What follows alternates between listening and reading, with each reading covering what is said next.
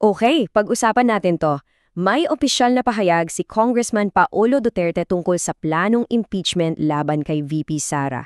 Ano ba talaga ang laman nito? Ano yung mga key arguments niya? Tara, isa-isahin natin.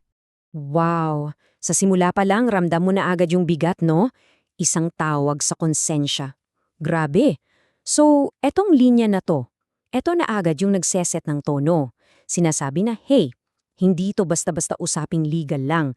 Mas malalim to, panawagan to sa konsensya at sa katapatan natin sa bayan. So paano nagsimula yung pahayag? Okay, unang-una, may diretsyong panawagan sa Kongreso.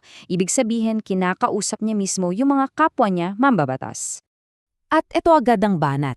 Kino-question agad nung statement yung anumang impeachment complaint na parang niluto lang daw sa isang kwarto yung tipong pinag-usapan ng palihim. Ang punto rito ay dapat daw, alam nyo, para sa taong bayan yung proseso, hindi dahil sa mga secret deals. Okay, so pagkatapos questionin yung proseso, dito na tayo papasok sa pinaka-core ng argumento. At ang tanong, kaninong boses ba talaga ang pinakikinggan dito? Dito ngayon parang pinagbabangga yung dalawang ideya. Itong impeachment ba, para ba talaga sa boses ng taong bayan? O para sa interes lang ng administrasyon, ng budget at ng kapangyarihan? Yan yung malaking tanong. Tinatanong din dito kung, kinausap nyo ba talaga yung mga constituents nyo tungkol dito? Tapos, hindi pa dyan natatapos. Mas lumalalim pa yung tanong. Ang motibo ba talaga ay para sa bayan? O para lang sa iilang tao na may hawak ng pera at impluensya? Kasi yun yung apektado, di ba? Sa huli, ang balik pa rin ng tanong, sino ba talaga ang nire-representa nyo? At para mas ma-emphasize yung pagdududa sa proseso, may ginamit na strategy dito sa statement. Ang ginawa, nagbato ng 3 questions of conscience o katanungan sa konsensya direkta sa mga lawmakers. Parang challenge, di ba? Okay, unang tanong, bakit may script? Ang dating nito, parang sinasabi na itong buong impeachment, scripted. Parang isang dula na may sinusunod na linya ang lahat, imbes na bawat isa ay nagsasalita mula sa sarili nilang paninindigan. Gets niyo yung point? Pangalawa, bakit minamadali? Yung logic daw dito, kapag minamadali, walang time para mag-isip at magsuri ng maigi. So ang tanong, bakit kailangang mabilisan? May tinatago ba sa publiko? Parang ganun yung dating. At pangatlo, bakit sabay-sabay? Dito, tinitignan yung kilos ng supermajority. Kung sabay-sabay daw ang galaw, parang may nagbigay ng go signal, di ba? Parang may utos na galing sa itaas. Yan yung pinalalabas. At eto yung mabigat.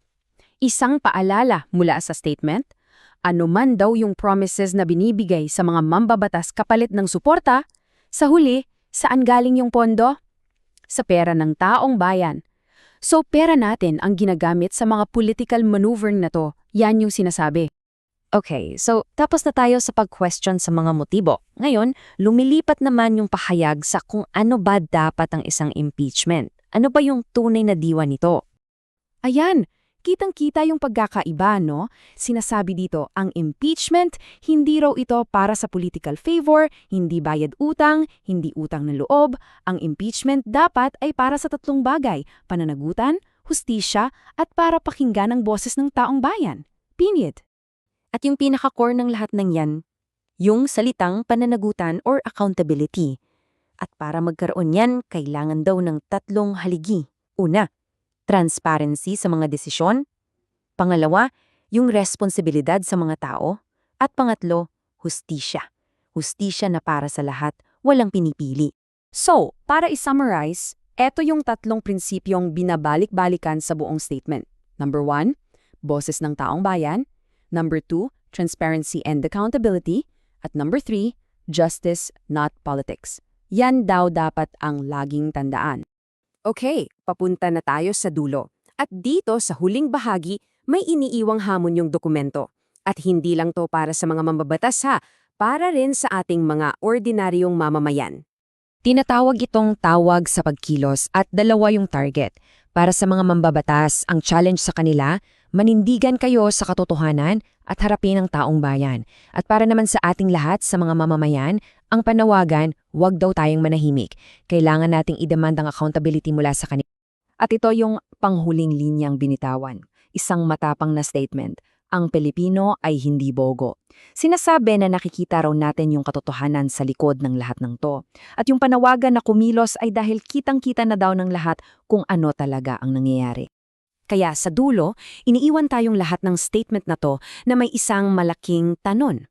Isang tanong na hindi lang para sa kanila, kundi para sa bawat isa sa atin. At ito yon, handa na ba tayong ipaglaban ang hustisya at accountability para sa lahat?